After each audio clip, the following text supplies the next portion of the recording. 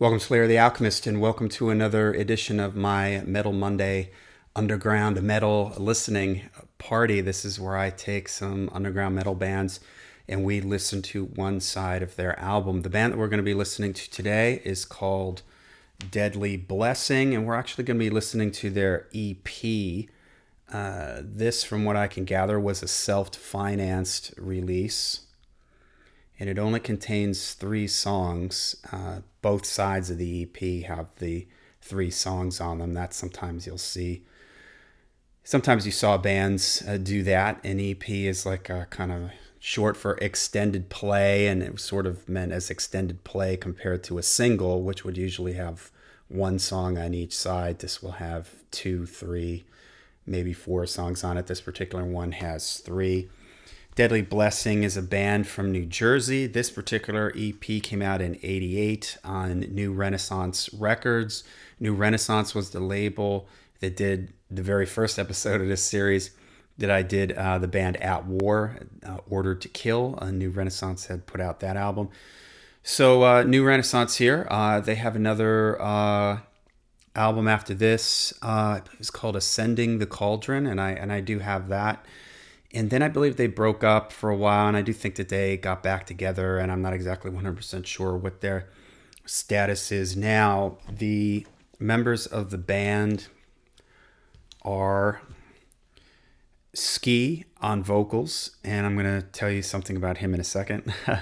Tony Kerr, lead guitar, Tom Bach, lead guitar, Nick Mitchell, bass, and Wayne Kelly, drums. And Ski, I don't know if I've ever mentioned on this channel that I live in Tampa, Florida now, but I'm originally from Allentown, Pennsylvania, which is the northeastern part of Pennsylvania. And when I lived there, his band, he had a band, and I for the life of me, I can't remember what they were called. I believe they were a Christian metal band, if I remember correctly, and they played a show somewhere, and I remember going to hear them. So I'm familiar with his vocals. I haven't listened to this in ages. I can't remember the last time I've listened to this, and I've been trying to find things in my collection that I haven't listened to in a really long time, so my reaction to them is kind of fresh. So, all right, so let's see how this goes here. There's only 3 songs, like I said. First song, Salem's Lot. Second song, Escape the Wrath. And third song, Cry of Medusa. Sounds very, very promising. There's nothing like you see a cool name like this. The font is pretty cool on the front, and then you look back at the song titles and you're just like, yeah, this is going to be some good traditional metal. So let's check it out. My memories of Ski is that he has a huge vocal range, so I'm sure that is on display here. So let's check it out. Here we go. Deadly Blessing, their EP.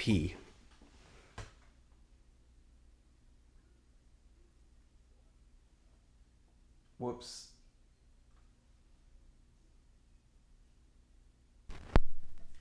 I bumped the tone arm there. Okay. Right off the bat, sounds really cool. Yeah. That's what I remember his voice. He had a super high-pitched voice.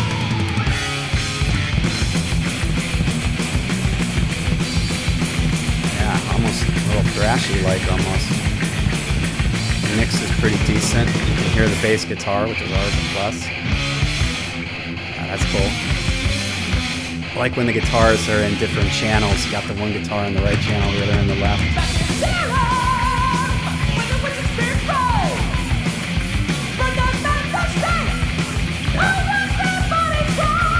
Wow, he's way up there.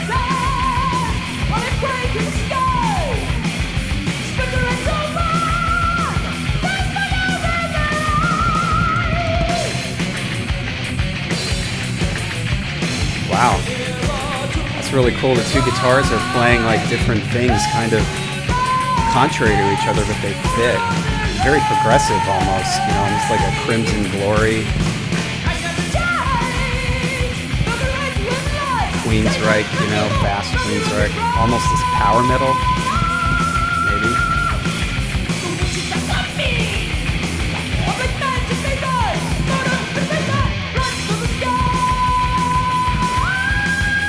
Wow. This part is awesome, man. Listen to that interplay between the two guitars.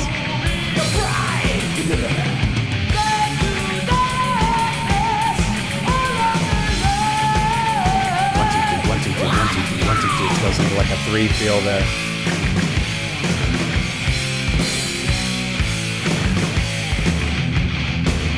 That's just tight. Yeah.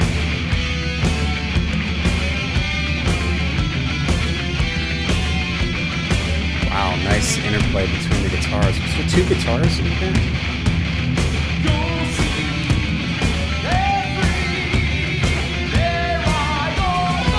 Yeah, 2 guitar players.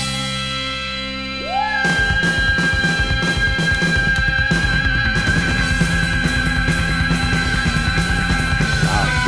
The bass guitar sounds really good, man. You can hear it in the mix. I like the background vocals.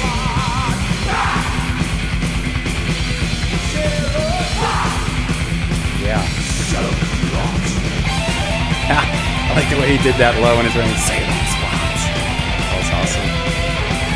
There's some ripping guitar too, man.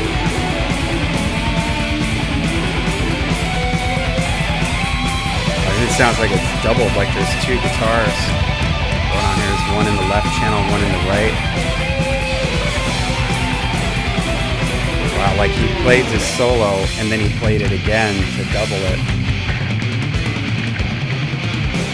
Yeah, this is really progressive. I didn't realize, I was thinking it was going to be kind of straight up traditional metal. This is really progressive.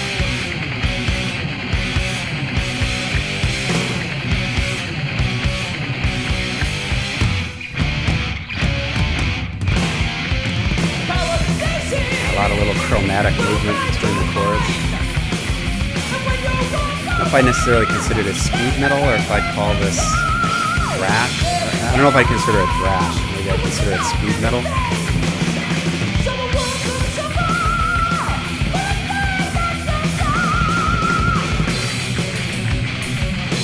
It's so cool like that. Very cool.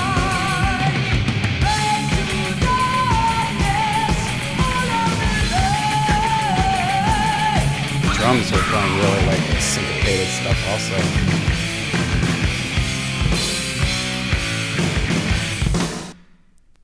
Wow, a very sudden ending there. That was intense, man. There were a lot of riffs in that. Escape the Wrath. This is called Escape the Wrath.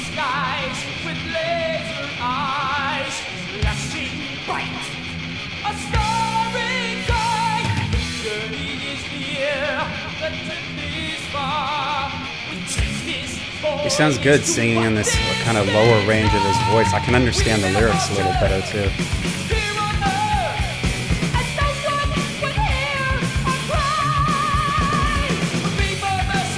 It's weird, the production sounds a little different on this one. The guitars aren't as like there in the mix. They're a little bit quieter, which is kind of strange.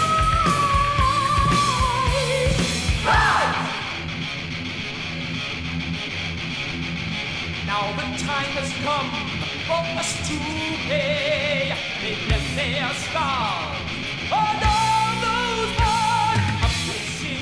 This is cool, the way the drums drop out here. A bit of a different thing here. Yet the guitars are really busy.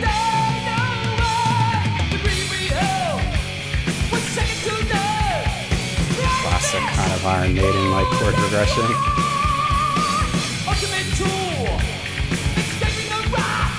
I kind of like the fact that he's singing lower in his range and using that upper part of his range to just sort of accent things rather than just staying up there the whole time.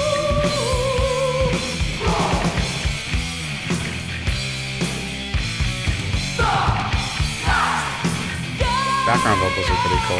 Big gang vocals far in the distance, you know, lots of reverb on them.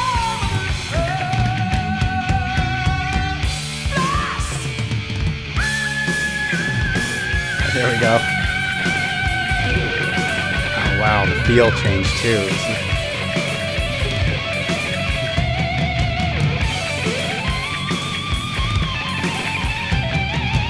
Yeah, that's really like kind of progressive there. Like a key change now for the other guitar solo.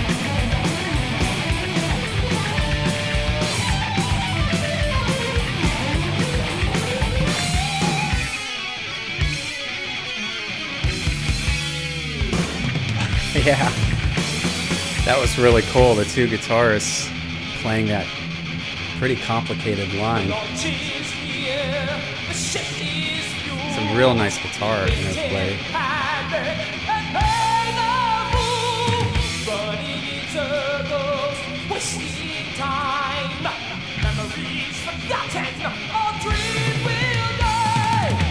Memories forgotten, our dream will die.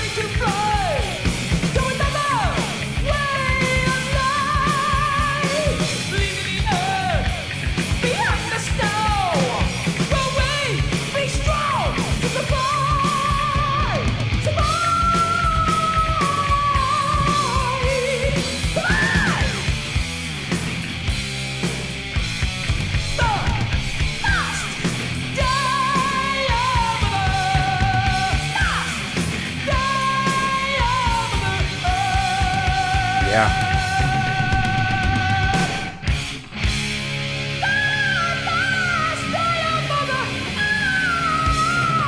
Wow. I like the fact that he used a lot more of his range in this one. Yeah, that was pretty cool. Strange though how the mix sort of changed, where it wasn't as the guitars weren't as loud as they were in the first song. Okay, let's see what we got here. Cry of Medusa. Yeah. You know me, I love picked like classical like guitar sounds, and so this sounds really cool. Weird, the volume raised again, you know? That's strange. This track is louder than the other track. Yeah. Some sort of effect in the background too. I don't know if it's like a wind thing or it's supposed to be like wind. Strange. Those guitars were too loud. They should have been a little quieter, so this part jumped out a little bit. Listen to how long he's holding this note. And that's high. Whoa! That might be the highest note he's sung so far. Man, the guitars sound really good on this too. Just have a good tone. Sounds like it's tuned down a little bit.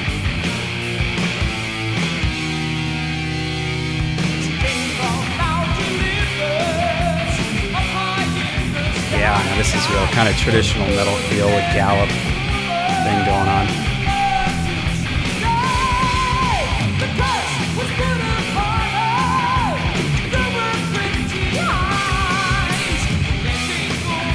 Man, big thick guitars, like almost like classic Metallica, like guitars like Master of Puppets.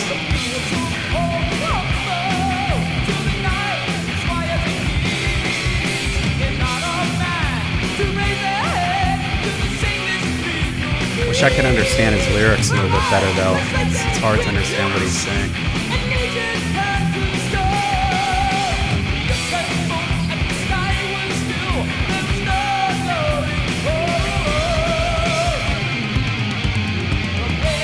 Whoa, nice. That guitar line there, and it slowed down as it went through it now into this other section. We're at a different tempo. That was a really cool change. That's something that's the band that's played together a lot. That was awesome the way the tempo shifted there. It slowed down a little bit, but it made it sound really heavy.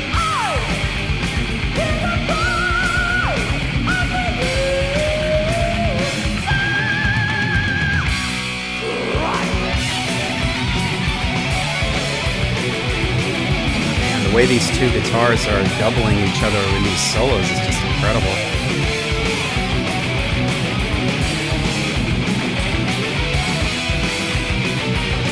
Like Fate's Warning a little bit, fast Fate's Warning. All these modal type solos too. They're just not playing like blues licks. You know, they're playing on this.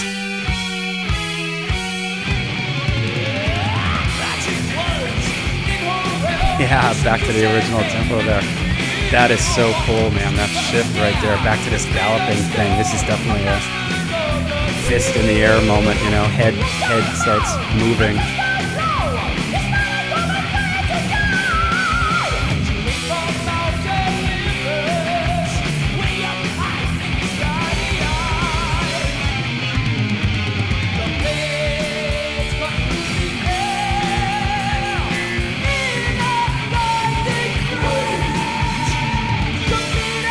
low voice that came in there. He has an incredible vocal range.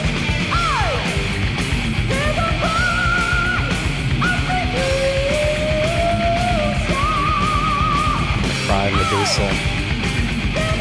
I hear the cry of Medusa. Wow.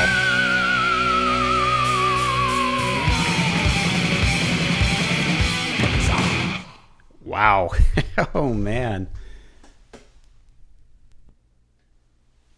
That was really, really cool. Man, I did not, for some reason, I thought these guys were going to be like just a straight up traditional metal. I didn't realize how progressive and how technical they were. That was really, really cool. The interplay between the two guitars was just amazing. And some of those shifts and changes of like tempo and stuff. I mean, that's just something that's the sound of a band that has practiced a lot, that has played together a lot, that's just really, really locked in to what they're doing. And the vocals, wow. I mean, he is just soaring into the stratosphere there, but he also moves around in his range. That was incredible, the way he jumped around. Again, it reminded me of kind of Fate's Warning or some of these like late 80s more, I wouldn't consider them thrash metal, but like speed metal. Mekong Delta, that's another band that had that kind of Watchtower, that kind of like really progressive but thrashy elements to at times. The tone of the guitars was just great. Again, it was big and heavy, reminded me of like Master of Puppets era Metallica. And all the songs were a little bit different, with different stuff going on in them, and man, just riffs coming at you left and right. They really packed a lot into this EP. I'll have to give their full length album a listen, because this was really, really cool. I love this kind of stuff. I love stuff has a slight technical edge to it, but it's still rooted in that 80s type of sound. And the way the leads, there was almost neoclassical like at times, using different kinds of scales, modal type of scales and everything, and the movements between the sections. There were a lot of key changes and sort of chromatic movement among the chords, which was really cool. So all right, this was really neat. I'm glad I dug this one up. I got to listen to this more often. So all right. Let me know what you guys think of this one, Deadly Blessing, their EP. Maybe their other album, Ascent from the Cauldron. That's kind of like a underground metal classic. Let me know in the comments down below. Till we see you again, make sure you stay heavy, stay metal.